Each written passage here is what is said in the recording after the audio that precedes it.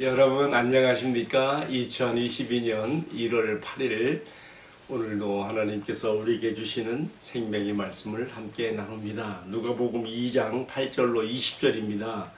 제가 8절로 14절까지 봉독합니다. 8절 그 지역의 목자들이 밤에 밖에서 자기 양떼를 지키더니 주의 사자가 곁에 서고 주의 영광이 그들을 두루 비추며 크게 무서워하는지라 천사가 이르되 무서워하지 말라. 보라 내가 온 백성에게 미칠 큰 기쁨의 좋은 소식을 너희에게 전하노라. 오늘 다윗의 동네에 너희를 위하여 구주가 나셨으니 곧 그리스도 주시니라. 이어지는 말씀 천사가 가르쳐주는 아기 예수 탄생의 표식입니다. 12절 너희가 가서 강보에 쌓여 구유에 누워있는 아기를 보리니 이것이 너희에게 표적이니라 하더니 호련히 수많은 천군이 그 천사와 함께 하나님을 찬송하여 이르되 지극히 높은 곳에서는 하나님께 영광이요 땅에서는 하나님이 기뻐하신 사람들 중에 평화로다 하니라. 아멘. 봉독한 말씀을 중심으로 어제 그 말씀 제목에 이어서 구유에 누인 아기라고 하는 제목하에 말씀을 나누겠습니다. 자, 오늘 우리는 아기 예수 탄생의 밤에 베들레헴 들녘에서 있었던 일에 대해서 이 책의 저자 누가가 전하는 기록을 우리가 읽었습니다. 제 생각에는 분명히 누가가 이 기사를 쓰기 위해서 그는 목자들 중에 한 사람을 인터뷰했을 거라고 저는 확신합니다. 누가가 이 누가복음서를 기록했을 때가 AD 60년에서 62년 사이인데요. 이때 팔레스타인 지역에 그가 찾아가서 이 누가복음서를 기록하면서 누가복음 1장 1절로 2절에 써 있잖아요. 이 모든 일을 그런부터 자세히 살펴서 누가가 지금 잘 살폈다는 거예요. 리서치했어요. 조사하고 그는 증인들을 찾아다니며 들은 거예요. 그래서 이 말씀의 목격자가 되고 일꾼된 자들이 전해준 내력을 그대로 기록했다 했으니까요. 누가는 예수 성탄의 밤에 아기 예수 탄생의 그 밤에 첫 목격자가 되었던 이 베들레헴 들녘의 목자들 중에 한 사람 또는 두 사람 분명히 그는 인터뷰해서 그 내용을 성령의 감동 가운데 이렇게 구원의 계시로 전달했다고 받아들이게 되는 것입니다. 자, 여러분 그런데요. 오늘 제가 몇 가지 의문을 갖습니다. 첫 번째는요. 왜 목자들이 이 영광스러운 성탄의 밤에 첫 목격자들이 되었을까? 하나님께서 그 당시에 이 종교 지도자들이 운집해 있는 예루살렘에 이것을 고하지 알리지 아니하시고 또는 궁에 그 나라를 다스렸던 왕의 헤롯 왕 그 궁전에 알리지 아니하시고 왜 베들레헴 들녘의 초라한 목자들에게 이 영광스러운 아기 예수의 탄생을 알렸겠는가 그 의문입니다. 왜 그랬을까요? 저는 여기서 몇 가지 상징성을 찾아보게 됩니다. 첫 번째로는요. 이사야 61장 1절로 3절의 성취입니다. 우리 예수님께서 공생애를 시작하시고 그가 자라나신 곳 유아기와 소년기와 청년기를 보냈던 갈릴리 나사렛 마을 회당에 찾아가셔서 이사야 61장 1절로 3절 이하의 말씀을 낭독하시면서 이것이 나에 대한 글이라고 오늘 너희에게 성취된 것이라고 이렇게 말씀했지 않았습니까? 거기 보면요. 주의 성령이 내게 임하셨으니 그러면서 그가 이 땅에 오시게 되는 그 이유와 목적 그 대상들이 나옵니다. 그게 뭐라고 써 있습니까? 제가 한번 읽어볼게요. 가난한 자에게 아름다운 소식을 전하게 하려 하십니다. 나를 보내사 마음이 상한 자를 고치며 다음에 지금 죄에 대한 상징이죠. 포로된 자에게 자유를 갇힌 자에게 노임을 선포하며 여호와의 은혜의 해와 우리 하나님의 보복의 날을 선포하여 모든 슬픈 자들을 위로하되 이렇게 쭉 이 말씀이 이게 나갑니다. 왜 가장 먼저 목자들에게 이 성탄의 소식이 전해졌는가? 저는 지금 이사야 61장 1절에 3절의 말씀을 근거로 예수님께서 탄생하신 그 당시 유대 사회에서 가장 천시받았던 주류 사회에서 무시되고 밀려나 있었던 목자들에게 나타난 것으로 그렇게 생각을 하게 됩니다. 당시에 이 목자들은요, 양을 치는 목자들은요, 그 직업의 특성상 항상 밖에서 양떼를 따라서 이동해야 되기 때문에 모세의 율법을 지킬 수가 없어요. 그러니까 모세의 율법을 지킬 수 없기 때문에 그 사회에서 아주 저급한 사람들로, 내놓은 사람들로 그렇게 취급한단 말이에요. 그러니까 심지어는 법정에서 이 목자들의, 양치는 목자들의 유목하는 사람들의 증거와 증인으로 설 수도 없었다고 하는 그 당시의 기록들도 있습니다. 우리 주님께서 탄생하시던 그 밤에 이렇게 목자들에게 자자 먼저 나타나신 것은 오늘 이사야 61장이 가르쳐주는 것처럼 가난한 자, 마음이 상한 자, 죄인으로 상징된 표시로서 갇힌 자들, 눌린 자들, 이러한 자들에게 주님께서 이 크고 기쁨의 좋은 소식을 가져오는 첫 번째 대상들로 삼았다는 것을 우리가 여기서 엿보게 될 수가 있습니다. 자, 두 번째도 생각해봐요. 왜 목자들에게 가장 먼저 이 크고 기쁜 좋은 소식이 전해졌을까? 전 두 번째는요, 지리적인 이유가 있었다고 봅니다. 그렇지 않습니까? 예수님의 탄생지가 베들레헴이잖아요. 베들레헴, 바로 그 탄생지에 가까운 들판, 다윗이 양떼를 쳤던 그 베들레헴 들녘의 언덕에서 목자들이 양들과 함께 있었거든요.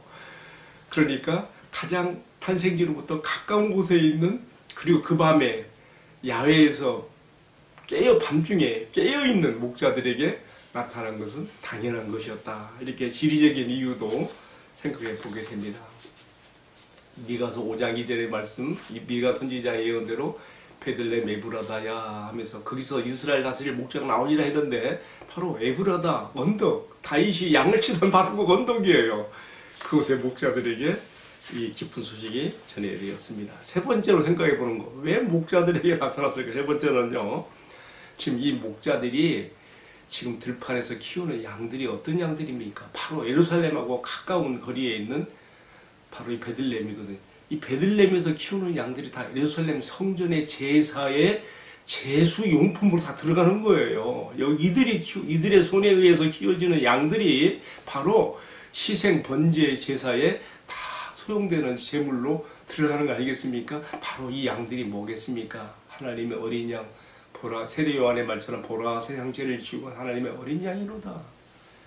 저는 그 점에서 봤을 때 하나님의 어린 양의 상징성을 가진 바로 이 영적 관계성을 가지고 이 목자들에게, 또 목자들뿐만 아니라 양떼들에게도 나타난 거예요. 우리가 생각할 때 메시아의 오심은요, 우리 사람들뿐만 아니라 이 세상의 피조물들, 동물들을 대표하는 양떼들도 그들의 주 예수 그리스도의 오심을 그렇게 소식을 듣게 되는 것이죠.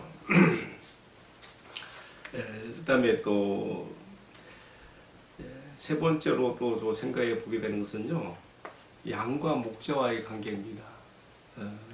아기 예수 탄생의 밤에 베들레헴 들녘의 목자들에게 소식이 전해진 것은 태어난 이 아기가 이스라엘의 진정한 목자가 되어 하나님의 양무리를 이끌어 가실 것을 암시하는 영적 상관 관계도 이 장면 속에, 이 배경 속에 함축되어 있다고 생각을 해보게 되는 것입니다. 저는 이 말씀을 읽으면서 그런 생각이 들어요. 나도 나의 남은 생애 가운데 양과 목자의 관계처럼 양들을 생명같이 사랑하고 보호하고 양떼들 틈새에서 잠을 잤던 목자들에게 가장 먼저 소식이 알려진 것처럼 나도 이렇게 주님 앞에 주님의 양들과 함께 생사고락을 같이 하다가 주님이 다시 재림하는 그날에 큰 기쁨의 좋은 소식을 내가 듣고 참여하는 자리에 들어가고 싶다 하는 그 소원도 가지게 되었습니다. 양과 목자의 관계에 대해서 또 이렇게 생각해 보면서 제가 지금 몇 가지 생각했어요. 왜 목자들에게 가장 먼저 이렇게 이 소식이 들려졌는가? 이사야 61장 1절로 3절의 성취이다. 두 번째는 지리적인 이유가 있었다. 세 번째는 하나님의 어린 양을 상징하는 영적 상관관계가 있었다. 네 번째는 양과 목자의 관계가 있다고 하는 것을 제가 예수님의 탄생과 관련해서 몇 가지 생각해 보았습니다. 자, 두 번째 크게 갖게 되는 질문은요. 왜 아기 예수의 탄생이 그렇게 크고 기쁜 소식이 되는가? 천사가 전해주는 말을 보면요. 10절에 그랬어요. 천사가 이르되 무서워하지 말라. 보라 내가 온 백성에게 미칠 큰 기쁨의 좋은 소식을 너희에게 전한다 그랬거든요. 온 백성이 했을 때 온 백성에는요. 이스라엘뿐만 아니라 이스라엘 밖에 하나님의 택한 모든 백성들을 여기서 상징적으로 담고 있다고 보게 됩니다. 그들에게 미칠 큰 기쁨의 좋은 소식. 그냥 기쁜 소식이 아니에요. 큰 기쁨의 좋은 소식이에요. 왜 큰 기쁨의 좋은 소식입니까? 여러분 그렇지 않습니까? 하나님께서 죄와 사망 가운데 영원한 하나님의 거룩하신 공의하신 하나님 앞에 진노와 심판을 피할 수 없는 멸망하는 이 죄인들에 대하여서 그대로 버리지 아니하시고 하나님 우리를 찾아오시는데요. 참 놀라운 그러한 그 과정을 겪으시지 않습니까? 창조자가 피조물이 되시는 거예요. 영원하신 분이 제한된 시간 속으로 들어오시는 거예요. 무소부지하신 분이 제한된 시간간의 세계로 들어오시는 거예요. 여러분 그리스도의 성육신의 이 사건은 정말 천지를 진동시킬 사건이며 하늘의 천군 전사들도 깜짝 놀라고 더 깊이 알아보고자 하는 소식이며 또 천사가 전해주는 말처럼 과연 온 백성에게 미칠 큰 기쁨의 좋은 소식이 되는 것입니다. 하나님께서 사람이 되시어 아기 예수를 통해서 우리에게 찾아오셨다고 하는 놀라운 소식, 우리를 죄에서 건지시고 다시 하나님과의 생명과 사랑, 영생에 들어가게 하시려고 찾아오시는 이 성육신의 이 소식은 너무나 큰 기쁨의 좋은 소식이 되는 것이죠. 자, 세 번째 또 질문이 있어요. 뭐냐면요. 왜 그 밤에 수많은 천군 천사들이 베들레헴 들녘에 나타났을까 하는 것입니다. 제일 처음에는요. 제가 보기에는 하나님 앞에 큰 말하자면 권세를 받은 그 천사가 나타났어요. 여기 보니까 9절에 주의 사자가 양치는 목자들에게 나타났는데 큰 광채가 두루 비쳤다 그래요. 주의 영광이 이 목자를 통해서 나타나는데 그 주변에 그 목자들과 양떼들도 다 환하게 비치는 거예요. 그래서 이제 그들이 무서워했죠. 그 천사가 말했습니다. 두려워하지 말라, 무서워하지 말라. 내가 온 백성에 비칠 큰 기쁨의 좋은 소식을 전한다 했을 때에 그렇게 하면서 또 이제 이어지는 말씀에 보면 다윗의 동네에 너를 위해 구주가 나섰다. 곧 그분이 그리스도 주시다. 이렇게 하면서 그 표식으로서 강보에 쌓인 아기를 너희가 보게 될 것이다. 이 말이 끝나자마자 13절에 보니까요. 그 수를 헤아릴 수 없는 수많은 허다한 천군 천사가 쫙 등장하는 거예요. 처음에는요. 주의 사자가 한 명이 나타났어. 한 명이. 그래서 이 소식을 전했어요. 이 큰 기쁨의 좋은 소식이 딱 선포되고 전달되자마자 호련히 13절에 나와요. 수많은 천군과 천사가 함께 하나님을 찬송하면서 나타나는 것이죠.